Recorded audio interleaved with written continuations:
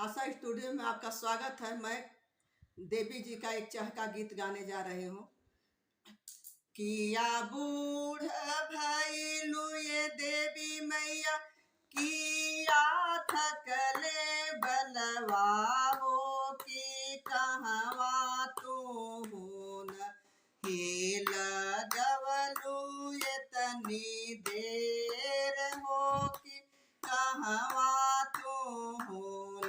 नाही हम बूढ़ा भैली सेवका, नाही थकले बलवाओ जहाँ चढ़े नारियर न उहे लगवली इतना देर हो जहाँ चढ़े नारियर न।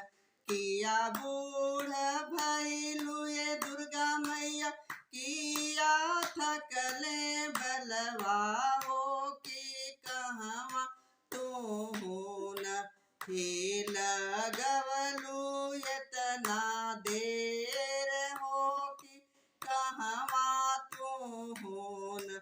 नाही हम बूढ़ा भैली सेवका, नाही थकले बलवा हो जहाँ चढ़े चुनरी न उहे लगवली इतना देर हो जहाँ चढ़े चुनरी न।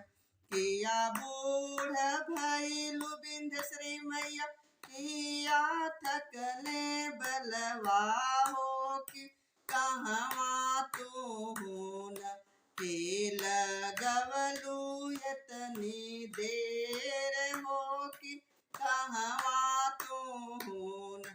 नाही हम बूढ़ा भैली सेवका, नाही थकले बलवा हो जहाँ चढ़े कलसान उहे लगवली इतनी देर हो जहाँ चढ़े कलसान।